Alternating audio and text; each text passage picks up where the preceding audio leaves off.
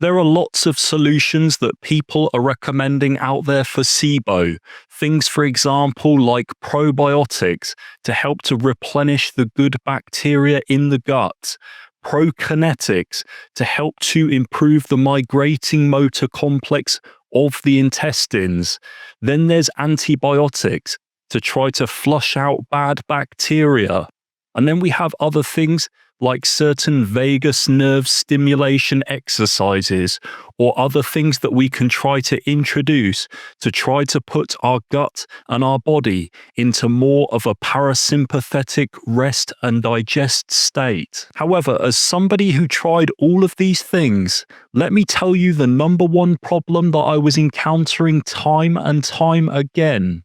And what that was that with all of these things, they would offer me short-term relief, but not long after, my digestive symptoms would just come straight back and my body would revert to behaving exactly the same way that it was before. In my case, these symptoms included the likes of trapped gas, where the gas in my intestines would push up against my abdomen, causing it to become rock solid and making it impossible to breathe freely. And also because of this, I really struggled to be able to communicate with people, and food just felt like it sat there following meal times. So there was lots of belching, nausea, and vomiting from time to time. I also had lots of loose bowel movements that had a very light color to them, and they also had a very strong sulfur odor as well. And on top of this, I experienced a ton of other seemingly unrelated symptoms, but I'll talk about all of these later on in the video. So I had a SIBO breath test, which checked for hydrogen and methane gases within the gut. And I also had a GI map test that revealed that I had abnormally high amounts of a family of bacteria called Clostridia. And interestingly enough, one of the key primary gaseous byproducts that Clostridia produce is hydrogen sulfide. So I had all of that information available to me. However, after time and time again of attempting to eradicate the overgrowth, I found myself in the exact same position with the exact same set of symptoms 7 years later. But eventually I came across two things in particular that drastically improved my digestive functions and massively reduced my digestive symptoms.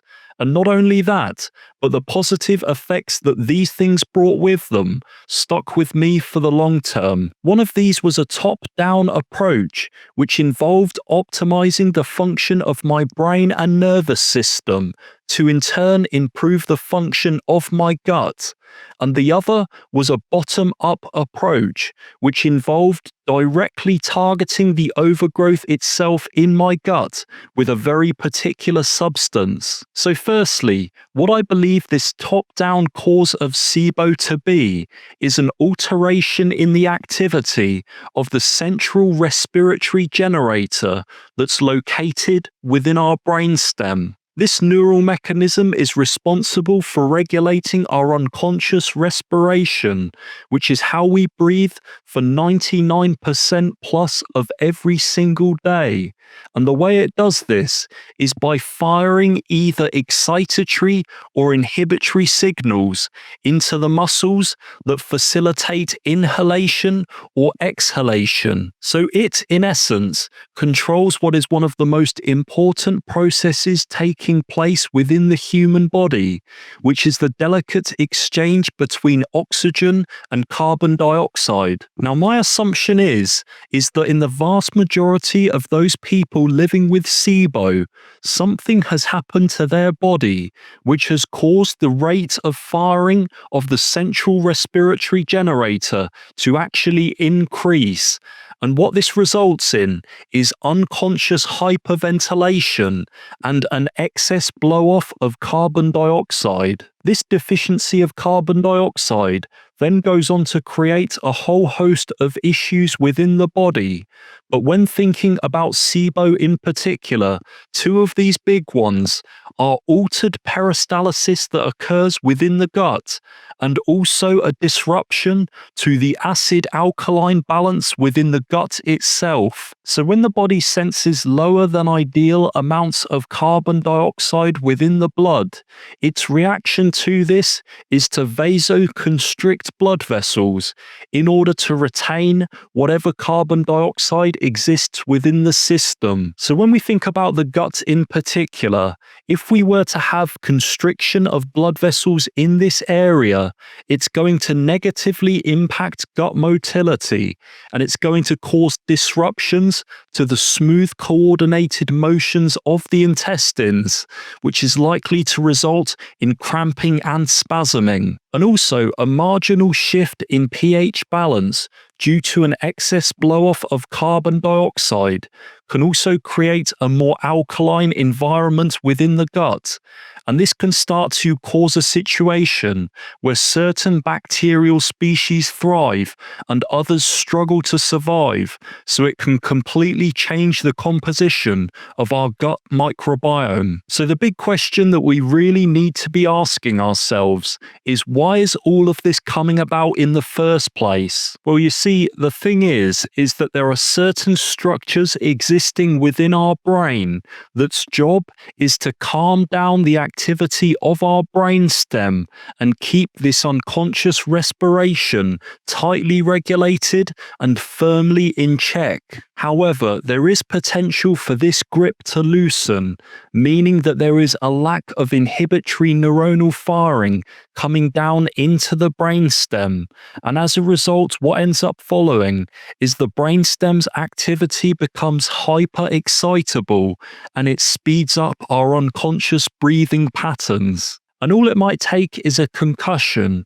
an infection, a period of heightened stress, an infection, or damage caused from a particular substance in order to alter the brain's chemistry and drastically limit its functional capabilities. These things can damage or disrupt receptors or pathways that are responsible for taking on board external sensory stimuli from our environment and then sending that information into the brain, which can greatly diminish the inhibitory centers of certain areas of the brain. And when it can't unconsciously interpret its surroundings, the brain puts itself, the rest of the body, and you into a state of feeling on edge, where it heightens your levels of attention and arousal in order to best respond to any potential threats occurring within the environment. And of course, one key element of this hyper-attentive state is going to be shallow and rapid respiration. If you would like to learn more about this, including the exact step-by-step plan that I myself followed in order to overcome all of this, then make sure to check out my online course, The Unbeatable Blueprint. In this 5-hour video course, I aim to completely change your current paradigm of how you view your body and chronic illness, and with this new outlook, you'll achieve levels of health that you never previously thought possible. So how we really want to come at this top-down issue to ensure that we have appropriate amounts of inhibition occurring in our brainstem is to have a thorough neurological assessment that checks for the functional integrity of certain sensory receptors and pathways that deliver sensory information from our body and into our brain.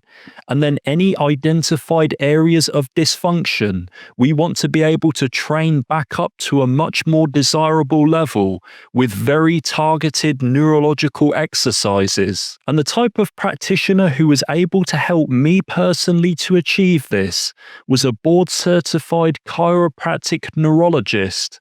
He carried out some very advanced diagnostic testing, and he was able to pinpoint the precise area of dysfunction that needed rehabilitation. And then as we gradually worked on strengthening this area of hypotonicity or weakness, then what I ended up noticing was my body became much more calm, much less symptomatic, and I started to have much smoother gut motility that was a lot less painful. However, despite this notable improvement, I still felt as though my GI tract was producing excessive amounts of gas, and the diarrhea hadn't quite cleared up yet.